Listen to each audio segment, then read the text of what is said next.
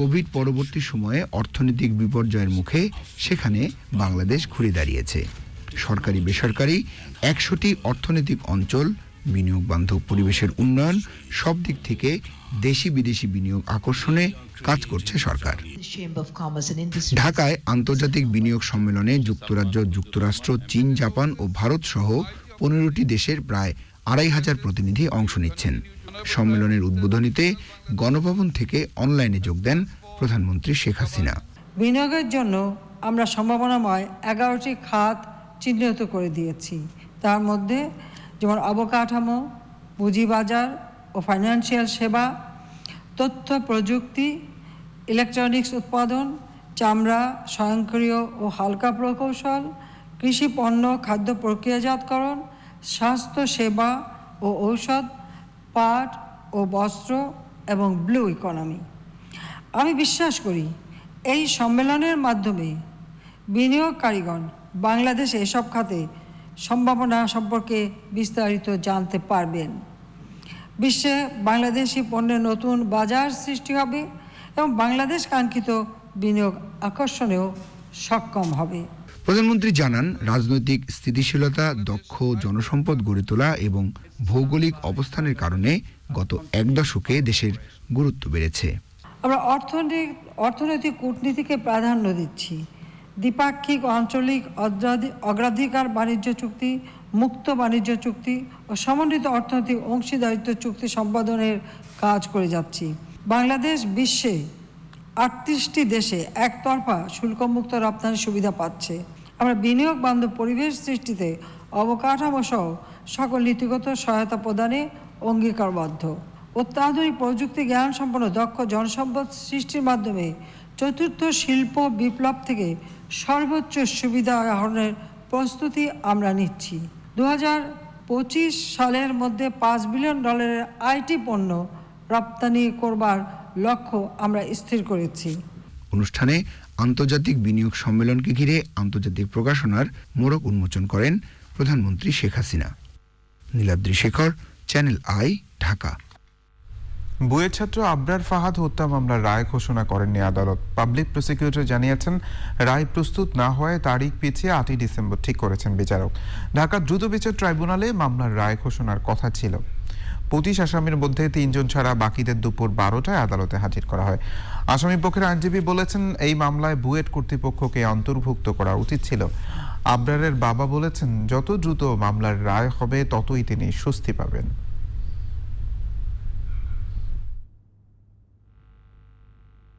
আবরার হত্যার রায় আসামি পক্ষ এবং রাষ্ট্রপক্ষের দীর্ঘ শুনানিকালে এই মামলার রায়ের প্রস্তুতি সম্পূর্ণ না হয় তিনি আগামী ৮/১২/২০২১ তারিখে পুনরায় তারিখ ধার্য করেছেন। কিন্তু আমাদের আদালতের উপর আস্থা আছে, আমরা ন্যায় বিচার পাবো এবং আগামী ৮ তারিখে যেন রায় প্রকাশ হয়।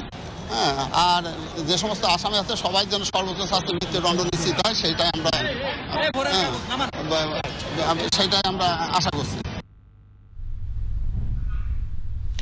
তৃতীয় দফার দেশের ১,০০০ ইউনিয়ন পরিষদ নির্বাচনে ভোট গ্রহণ চলছে। এ দফা নির্বাচনে ভোট দিচ্ছেন ২ কোটিরও বেশি ভোটার। রংপুর সদর উপজেলার মোমেনপুর পানপাড়া সরকারি প্রাথমিক বিদ্যালয় কেন্দ্রে আছেন মেরিনা লাভলি। তিনি জানাচ্ছেন সেখানকার ভোট গ্রহণ পরিস্থিতি। মেরিনা, আপনার কাছে জানতে চাইব, আপনি যেখানে আছেন সেখানে ভোট গ্রহণের সার্বিক চিত্র কেমন দেখছেন, বিস্তারিত জানাবেন। ধন্যবাদ হৃদয়ের তৃতীয় দফা ইউনিয়ন পরিষদ নির্বাচনে রংপুর জেলার ৩টি উপজেলায় ১৩টি ইউনিয়নে ভোট গ্রহণ অনুষ্ঠিত হচ্ছে। আপনি দেখতে পাচ্ছেন আমি যে ভোট কেন্দ্রে অবস্থান করছি সেখানকার চিত্র, এবং এখানে কিন্তু নারী ভোটারদের সরব উপস্থিতি আমরা দেখেছি। আপনাকে বলে রাখি যে রংপুর জেলার যে ৩ উপজেলা, সেটি হচ্ছে তারাগঞ্জ উপজেলা, রংপুর সদর উপজেলার খলিয়া ও মোমিনপুর ইউনিয়নে ভোট গ্রহণ হচ্ছে। তারাগঞ্জ উপজেলার আলমপুর, কুরসা, ইকোরচালি, হারিয়ালকুঠি ও সরিয়ার ইউনিয়নের নির্বাচন অনুষ্ঠিত হচ্ছে। এছাড়াও কাউনিয়া উপজেলার সারাই, হারাগাছ, কুরসা, শহীদবাগ, বালাপাড়া ও ট্যাপা মধুপুর ইউনিয়নে নির্বাচন অনুষ্ঠিত হচ্ছে। আপনাকে বলি যে আমরা বিভিন্ন কেন্দ্র কিন্তু ঘুরে দেখেছি এবং এই কেন্দ্রগুলোতে যেটি দেখেছি যে পরিস্থিতি কিন্তু অনেকটা স্বাভাবিক রয়েছে, অপ্রীতিকর সেরকম কোনো ঘটনা আমাদের চোখে পড়েনি। আর আমরা দেখেছি যে র্যাব, বিজিবির টহল টিম কিন্তু কাজ করছে, প্রত্যেকটা কেন্দ্রে যাচ্ছেন, তারা পরিস্থিতি পর্যবেক্ষণ করছেন। এছাড়াও কিন্তু প্রতিটি কেন্দ্রে আনসার, পুলিশ তারা কিন্তু দায়িত্ব পালন করছেন। আর আপনাকে বলি যে নির্বাহী ম্যাজিস্ট্রেট এবং জুডিশিয়াল ম্যাজিস্ট্রেট তারা দায়িত্ব পালন করছে। তো রংপুর জেলার যে চিত্র 3টি উপজেলায়, এছাড়াও আরেকটি বিষয় আপনাকে অবহিত করে রাখি হৃদয়, যে আমাদের রংপুর জেলায় যে 3টি উপজেলায় নির্বাচন হচ্ছে, এছাড়াও কিন্তু পীরগঞ্জ উপজেলায় পৌরসভার নির্বাচন অনুষ্ঠিত হচ্ছে। সকাল 8টা থেকে একযোগে ভোট গ্রহণ চলছে। এখন পর্যন্ত পরিস্থিতি যেটি খুবই স্বাভাবিক এবং অপ্রীতিকর ঘটনা সেরকম কোথাও ঘটেনি। আর রংপুর জেলার যে 3টি উপজেলায় ভোট গ্রহণ অনুষ্ঠিত হচ্ছে, এখানে কিন্তু আমরা দেখেছি মোট 71 জন চেয়ারম্যান প্রার্থী তারা প্রতিদ্বন্দ্বিতা করছেন। আর হচ্ছে যে এখানে সংরক্ষিত যে মহিলা সদস্য পদে আছেন 170 জন প্রার্থী এবং সাধারণ পদে মোট 445 জন প্রার্থী প্রতিদ্বন্দ্বিতা করছেন। পরিস্থিতি এখন পর্যন্ত স্বাভাবিক। যদি কোনো ধরনের অপ্রীতিকর ঘটনা অথবা পরবর্তী কোনো আপডেট থাকে সেটি আপনাকে জানিয়ে দেব। হৃদয়, এই ছিল রংপুর থেকে সবশেষ পরিস্থিতি। মেরিনা, ধন্যবাদ। প্রিয় দর্শক, রংপুর থেকে আমাদের সঙ্গে যুক্ত হয়েছিলেন মেরিনা লাভলি। তৃতীয় ধাপের নির্বাচনে 1000 ইউনিয়ন পরিষদে ভোট গ্রহণ চলছে। এবার 33টি ইউপিতে ইলেকট্রনিক ভোটিং মেশিন এবং বাকিগুলোতে ব্যালট পেপারের মাধ্যমে ভোট গ্রহণ করা হচ্ছে। গাইবান্ধা সহ কয়েক জায়গায় সংঘর্ষে কয়েকজন আহত হওয়ার খবর পাওয়া গেছে। প্রতিনিধিদের পাঠানো তথ্য, ভিডিওচিত্রে সাদিয়া ওমরের রিপোর্ট। প্রথম ও দ্বিতীয় ধাপের নির্বাচনে সহিংসতা ও হতাহতের ঘটনার পর তৃতীয় ধাপের নির্বাচনে আরও কঠোর অবস্থানে রয়েছে আইন শৃঙ্খলা রক্ষাকারী বাহিনী। মাঠে রয়েছেন 500রও বেশি বিচারিক ও নির্বাহী ম্যাজিস্ট্রেট। তারা ভোটের 2 দিন পরও নির্বাচনী এলাকায় দায়িত্ব পালন করবেন। তৃতীয় ধাপের নির্বাচনে ভোট কেন্দ্রগুলোতে ভোটারদের স্বতঃস্ফূর্ত উপস্থিতি দেখা গেছে। এর মাঝে গাইবান্ধায় সংঘর্ষে এক পুলিশ সদস্য সহ 7 জন আহত হয়েছেন। সুন্দরগঞ্জের শ্রীপুর ইউনিয়নের বৌলজান সরকারি প্রাথমিক বিদ্যালয় কেন্দ্রে ব্যালট পেপার ছিনতাই চেষ্টার সময় পুলিশ গুলি চালায়। একই ইউনিয়নের মাঠের হাট সরকারি প্রাথমিক বিদ্যালয় কেন্দ্রে 2 প্রার্থীর সমর্থকদের গোলযোগের কারণে ভোট গ্রহণ সাময়িক বন্ধ রাখা হয়। ফেনীতে পরশুরামের মির্জানগর ইউনিয়নের মধুগ্রামে কেন্দ্রের গোপন কক্ষে প্রবেশ করায় পোলিং কর্মকর্তা নাসিমা বেগমকে প্রত্যাহার করা হয়েছে। ব্রাহ্মণবাড়িয়ার সরাইলে জাল ভোট দিতে গিয়ে ধরা পড়ায় একজনকে 6 মাসের কারাদণ্ড দিয়েছেন ভ্রাম্যমাণ আদালত। তৃতীয় ধাপে বিনা প্রতিদ্বন্দ্বিতায় নির্বাচিত হয়েছেন মোট 569 জন। এদের মধ্যে চেয়ারম্যান পদে 100 জন, সংরক্ষিত আসনের সদস্য পদে 132 জন ও সাধারণ আসনের সদস্য পদে 337 জন বিনা ভোটে নির্বাচিত হয়েছেন। বিনা প্রতিদ্বন্দ্বিতায় নির্বাচিত ছাড়া মোট প্রতিদ্বন্দ্বী প্রার্থী 50,146 জন। এদের মধ্যে চেয়ারম্যান পদে 4,409 জন, সংরক্ষিত মহিলা সদস্য পদে 11,105 জন ও সাধারণ সদস্য পদে রয়েছেন 34,632 জন প্রার্থী। নির্বাচনে মোট 2,01,49,027 জন ভোটার তাদের ভোটাধিকার প্রয়োগ করছেন। চতুর্থ ধাপে 840 ইউপিতে 26 ডিসেম্বর ও পঞ্চম ধাপে 707 ইউপিতে ভোট গ্রহণ হবে 5 জানুয়ারি। Sadia Omar, channel I. করোনার নতুন ধরন ওমিক্রন রোধে ইউরোপীয় ইউনিয়ন, যুক্তরাষ্ট্র, যুক্তরাজ্য ও এশিয়ার দেশগুলোর ভ্রমণ নিষেধাজ্ঞাকে শাস্তি হিসেবে দেখছে সাউথ আফ্রিকা। এতে পর্যটন সহ সামগ্রিক অর্থনীতি হুমকির মুখে পড়ার আশঙ্কা করছে দেশটাই। ভ্রমণ নিষেধাজ্ঞা না দিয়ে ঝুঁকি শনাক্ত করা ও বিজ্ঞান ভিত্তিক সিদ্ধান্ত নেওয়ার উপর গুরুত্ব দিতে বলেছে বিশ্ব স্বাস্থ্য সংস্থা। আফরোজা হাসির রিপোর্ট। করোনার সাম্প্রতিকতম ঢেউ মোকাবিলায় যখন টালমাটাল বিশ্ব, তখন আফ্রিকার দক্ষিণাঞ্চলে শনাক্ত হয় ভাইরাসটির আরও শক্তিশালী ধরন ওমিক্রন। এরই মধ্যে নতুন এই ধরন যুক্তরাজ্য, ইটালি, জার্মানি ও নেদারল্যান্ডসে শনাক্ত হয়েছে। দ্রুত সংক্রমণশীল নতুন এই ভ্যারিয়েন্টের বিস্তার রোধে 14 দিনের জন্য সীমান্ত বন্ধ করতে যাচ্ছে ইসরায়েল। আবারও আংশিক লকডাউন জারি করছে নেদারল্যান্ডস। বিদেশ থেকে আগতদের জন্য সীমান্তে কড়াকড়ি আরোপ করেছে জাপান ও সিঙ্গাপুর। নতুন ধরন মোকাবিলায় সতর্ক থাকার নির্দেশ দিয়েছেন ভারতের প্রধানমন্ত্রী নরেন্দ্র মোদি। ওমিক্রন ভ্যারিয়েন্ট প্রতিরোধে ইউরোপীয় ইউনিয়ন, যুক্তরাষ্ট্র, যুক্তরাজ্য ও এশিয়ার সাথে আফ্রিকার যোগাযোগ ছিন্ন করার সিদ্ধান্ত সমালোচনায় পড়েছে। এমন সিদ্ধান্তকে অন্যায্য ও বিশ্ব স্বাস্থ্য সংস্থার মানদণ্ডের বিরোধী বলছে সাউথ আফ্রিকা। বিশ্ব স্বাস্থ্য সংস্থা জানিয়েছে, করোনার ওমিক্রন ভ্যারিয়েন্টের সক্ষমতা যাচাইয়ে আরও কয়েক সপ্তাহ সময় লাগবে। তাই তাড়াহুড়ো করে বিধিনিষেধ জারির আগে ধৈর্য ধরার পরামর্শ দিয়েছে সংস্থাটি। আফরোজা হাসি, চ্যানেল আই। সংবাদের এই পর্যায়ে নিচ্ছে অশোক লীলা নিফাত অরস বিরতি।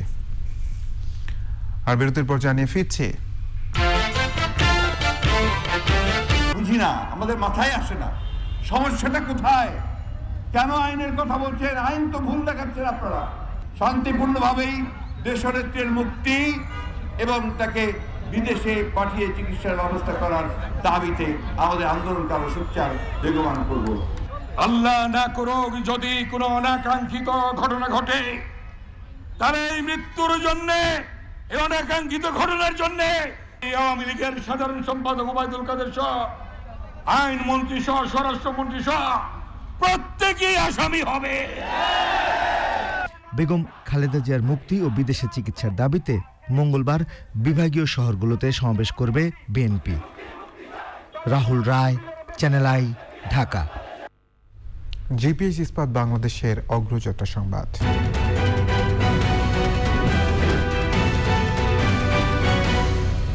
নির্মাণে প্রচলিত স্টিল বেছে নেবেন নাকি বেছে নেবেন এশিয়ার প্রথম কোয়ান্টাম ইলেকট্রিক আর্ক ফার্নেসে তৈরি বিশ্ব সেরা স্টিল? জিপিএইচ ইস্পাত, দৃঢ়তার প্রতিশ্রুতি। দেশের অন্যতম পর্যটন কেন্দ্র ভোলার চরফ্যাশনের চর কুকরিমুকরিতে বিদ্যুৎ পৌঁছেছে। মূল ভূখণ্ড থেকে বুড়া গৌরাঙ্গ নদীর তলদেশ দিয়ে সাবমেরিন কেবলের মাধ্যমে দুর্গম এই জনপদকে জাতীয় গ্রিডের সাথে সংযুক্ত করা হয়েছে। হারুন রশিদের পাঠানো তথ্য, ভিডিওচিত্র রাজীব আহমেদের রিপোর্ট। মিনি সুন্দরবন নামে পরিচিত কুকরিমুকরির ম্যানগ্রোভ বনাঞ্চলের প্রাকৃতিক সৌন্দর্য উপভোগ করতে প্রতিদিন বহু পর্যটক যান ভোলার এই প্রত্যন্ত জনপদে। এখন সার্বক্ষণিক বিদ্যুৎ চালু হওয়ায় পর্যটকদের সুযোগ সুবিধা বেড়ে গেছে। আমরা কখনো কল্পনাও করতে পারি নাই যে এই এলাকায় বিদ্যুৎ আসবে।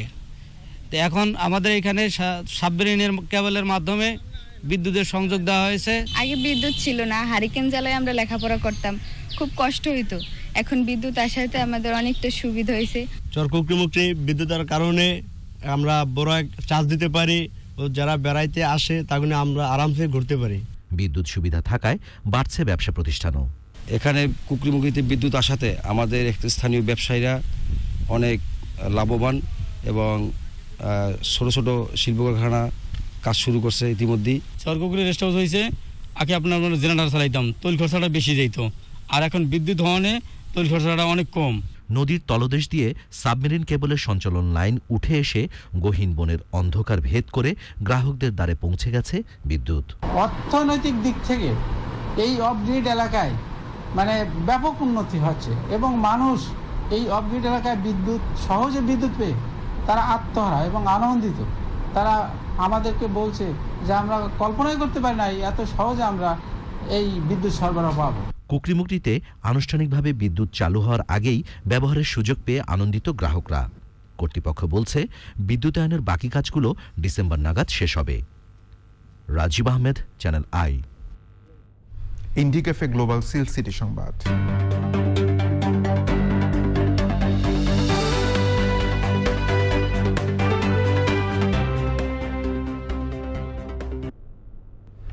বৃষ্টিনন্দন সড়ক বাধিতে বদলে যাচ্ছে রাজশাহী মহানগর। সিটি মেয়র AHM খায়রুজ্জামান লিটনের নির্দেশনায় মহানগরীর আলিফ লাম মিম ভাটার মোড় থেকে ছোট বনগ্রাম মেহেরচণ্ডী, বুধপাড়া ও মোহনপুর রেল ক্রসিং হয়ে 14 পায়া পর্যন্ত নতুন ফুললেন সড়কে দৃষ্টিনন্দন বাতি স্থাপনের কাজ চলছে। অত্যাধুনিক বিদ্যুৎ সাশ্রয়ী সড়ক বাতিগুলো অটোলজি কন্ট্রোলারের মাধ্যমে স্বয়ংক্রিয়ভাবে অন অফ হবে। রাজশাহী সিটি কর্পোরেশনের নির্মাণাধীন ওই সড়কের দুই পাশে ফুটপাথ, ব্রিজ, কালভার্ট ও ফ্লাইওভার নির্মাণ করা হয়েছে। নিটোল ডাটা, কৃষি সংবাদ।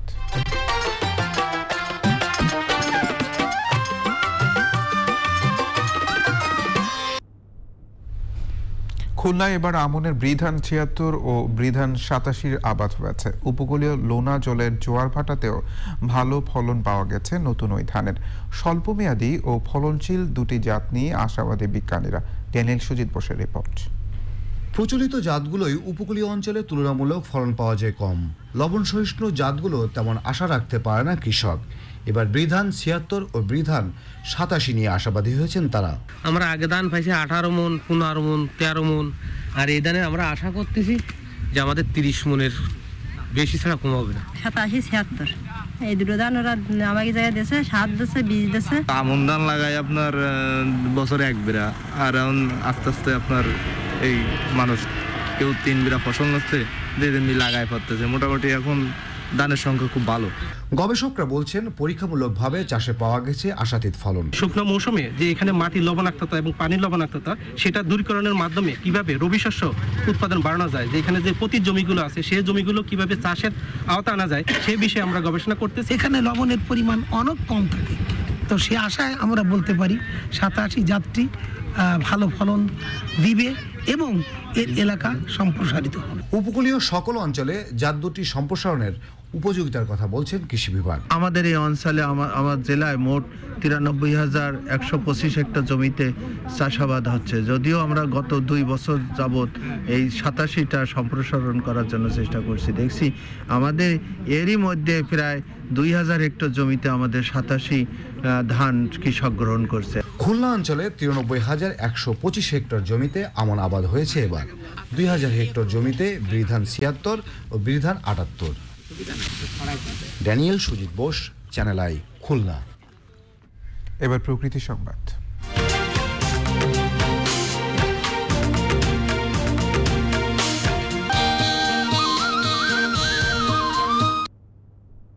কক্সবাজার সহ দেশের কয়েকটি আবাসস্থল ও চলাচলের করিডোরে চরম হুমকির মুখে পড়েছে মহাবিপন্ন প্রাণী হাতি। গত ১ বছরে কক্সবাজারে 10টি হাতি হত্যার ঘটনা ঘটেছে। পরিকল্পিতভাবে হাতি হত্যার ঘটনায় উদ্বেগ প্রকাশ করেছেন পরিবেশবাদীরা। বন বিভাগ বলছে হাতি হত্যাকারীদের বিরুদ্ধে কঠোর পদক্ষেপ নেওয়া হবে। সররাজ মানিকের রিপোর্ট। মহাবিপন্ন এশিয়ান হাতির ২/৩ বসবাস বাংলাদেশের কক্সবাজার ও পার্বত্য চট্টগ্রাম অঞ্চলে, কিন্তু কক্সবাজারে রোহিঙ্গা বসতি ও অবৈধ দখলদারদের কারণে হাতির আবাসস্থল ও চলাচলের করিডোর চরমভাবে বাধাগ্রস্ত হয়েছে। এতে প্রাণীটির সঙ্গে মানুষের দ্বন্দ্ব তৈরি হচ্ছে। এর মধ্যে গুলি করে ও বৈদ্যুতিক শক দিয়ে হাতি হত্যায় মেতে উঠেছে একটি শ্রেণী। হাতি বাঁচাতে কঠোর আইনি পদক্ষেপের দাবি জানিয়েছেন পরিবেশ কর্মীরা। সরকারকে এখনই সিদ্ধান্ত নিতে হবে পরিকল্পিতভাবে আমরা কিভাবে হাতিগুলো বাঁচাতে পারি, তাদের নিরাপদ আশ্রয় আমরা কিভাবে দিতে পারি, তাদের খাদ্য সংকট কীভাবে দূর করতে পারি। হাতিগুলো এক জায়গায় বন্দী হয়ে আছে। এটার কারণ হলো যে রোহিঙ্গা বসতি এবং রেল লাইন অপরিকল্পিত উন্নয়নের কারণে এই পর্যন্ত 22টি হাতির করিডোর চলাচলের রাস্তা বন্ধ হয়ে আছে। এটা মূলত প্রধান কারণ। এরপরে আপনার আছে হাতির খাদ্য সংকট। হাতি মানুষ দ্বন্দ্ব নিরসনে সচেতনতা তৈরি, হাতির করিডোর ও আবাসস্থল বাড়াতে পদক্ষেপ নেওয়ার কথা জানিয়েছেন বন বিভাগ। হাতি যেখানে বসবাস করতে ফ্রিলি, যেখানে মানুষ ঘর উঠাচ্ছে, মানুষ এসে একটা জায়গায় ধান চাষ করতেছে, গরুদের হাল চাষ করতেছে, যার ফলে হাতি এগুলো দেখে হাতির সাথে মানুষের কনফ্লিক্টটা হচ্ছে এবং হাতির খাবার কমে যাচ্ছে, যার ফলে হাতি মানুষের বাড়িতে ঢুকে যাচ্ছে। এই দ্বন্দ্ব নিরসনের জন্য আমরা গণসচেতনতামূলক প্রোগ্রামের পাশাপাশি আমরা প্রায় 20টি ইএফটি মানে এলিফ্যান্ট রেসপন্স টিম আমরা গঠন করেছি। এছাড়া আমরা হাতির হ্যাবিটেট বা আবাসস্থল উন্নয়নের জন্য আমরা ব্যাপক বনায়ন করে যাচ্ছি। তারপর হাতির খাদ্য যাতে সংকট না হয় তার জন্য আমরা প্রোগ্রাম গ্রহণ করছি। হাতি হত্যাকারীদের দ্রুত আইনের আওতায় আনার দাবি স্থানীয়দের। কক্সবাজার থেকে Sarwar Azam Manik, channel I. Bangladesh specialised hospital খেলার খবর।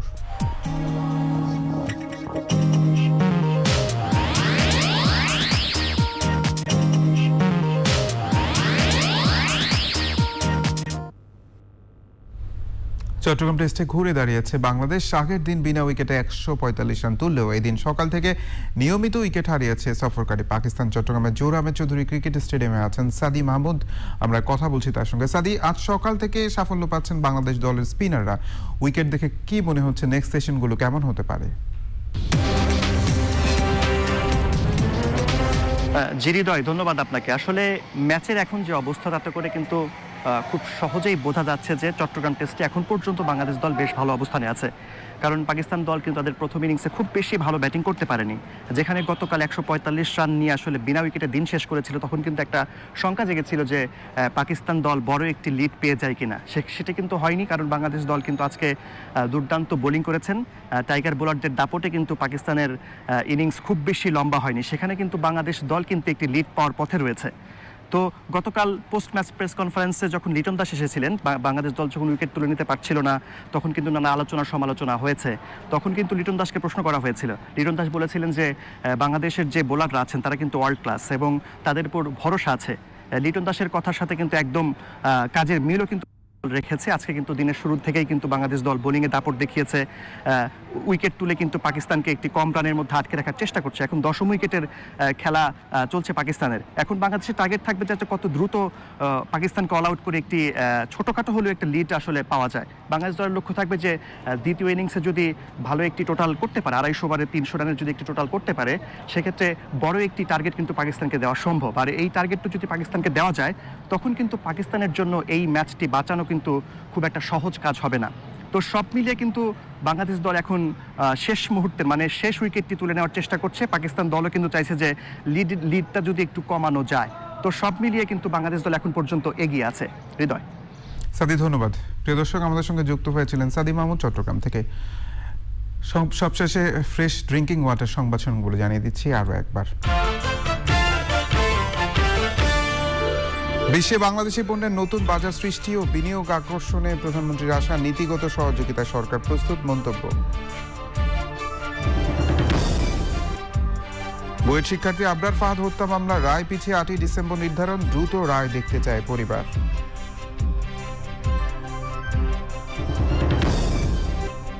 তৃতীয় ধাপে দেশের 1000 ইউনিয়নে ভোট গ্রহণ চলছে, গাইবান্ধা সহ বিভিন্ন স্থানে সংঘর্ষে কয়েকজন আহত।